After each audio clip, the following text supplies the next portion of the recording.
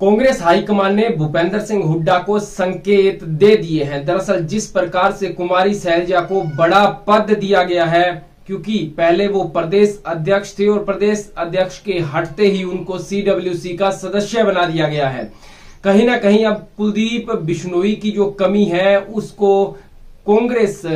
कुमारी शैलजा के माध्यम से पूरा करना चाहती है और कुमारी शैलजा के माध्यम से हाईकमान भूपेंद्र सिंह हुड्डा की पावर को हरियाणा में कम करना चाहता है, या यूं कहें कि भूपेंद्र सिंह हुड्डा के हाथ में जो एक छत्र कमान है उसका बंटाधार की शुरुआत हो चुकी है। दरअसल आपको बताएंगे कि कुलदीप बिश्नोई की नाराजगी से भूपेंद्र सिंह हुड्डा को कितना नुकसान हुआ है या कितना नुकसान होगा, इसका आकलन तो विधानसभा चुनाव या लोकसभा चुनाव में सीट बंटवारे को लेकर के पता चल जाएगा। लेकिन फिलहाल के लिए जिस प्रकार से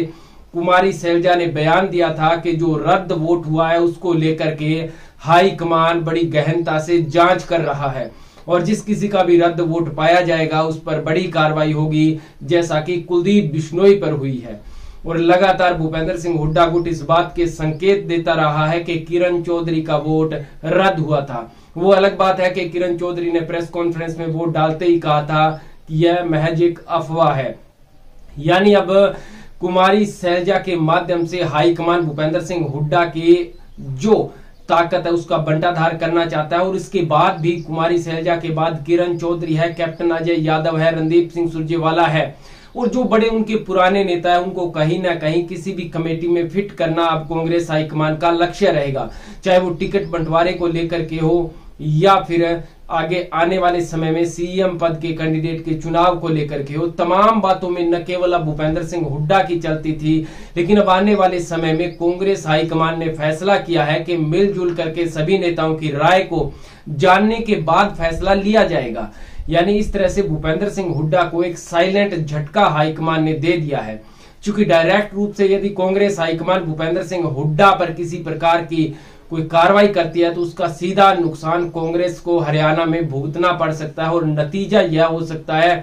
कि भूपेंद्र सिंह हुड्डा गुट के कम से कम 25 से 26 विधायक माने जाते हैं, तो कांग्रेस एक प्रकार से लगभग खाली सी हो जाएगी, जो कांग्रेस हाईकमान चुनाव के समय तक नहीं चाहता। और ऐसा भी हो सकता है जो 2005 में चौधरी भजनलाल के नेतृत्व में 2004-5 में कांग्रेस ने चुनाव लड़ा था और चुनाव जीतने के बाद सीएम चेहरा चौधरी भूपेंद्र सिंह हुड्डा को बना दिया गया था। चूंकि जनता के बीच भजनलाल की बगावत की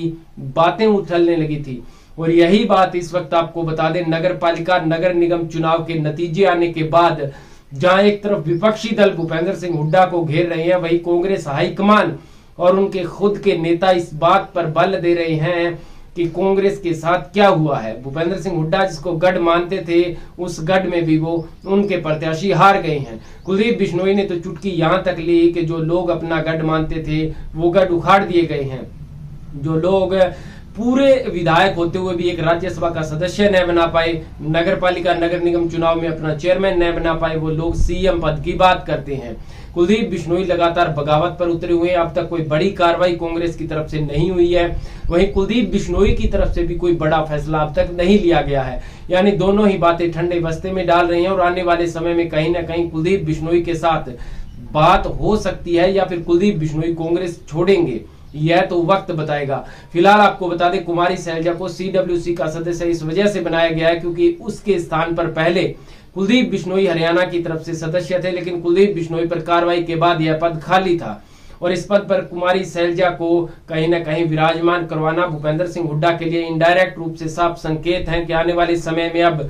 कांग्रेस हरियाणा में जो भी निर्णय लिए जाएंगे वो बड़े नेताओं की सलाह से लिए जाएंगे, एक छत्र राज किसी का नहीं चलेगा। और यही बात कुमारी शैलजा ने प्रेस कॉन्फ्रेंस में कही थी कि कुछ लोगों का यह मानना है कि कांग्रेस एक छत्र राज है किसी पर कांग्रेस का, तो वो उनका वहम है। न तो आज तक कांग्रेस किसी एक व्यक्ति की जागीर थी और ना ही रहेगी, क्योंकि कार्यकर्ता और सभी नेता मिलजुल करके इसको पद पार्टी से सींचते हैं।